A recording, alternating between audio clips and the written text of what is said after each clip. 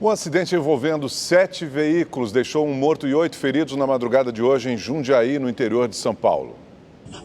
O engavetamento no quilômetro 64 da rodovia Dom Gabriel Paulino Bueno Couto envolveu 3 carretas, 2 carros e 2 vans. Entre as vítimas, 4 tiveram apenas ferimentos leves.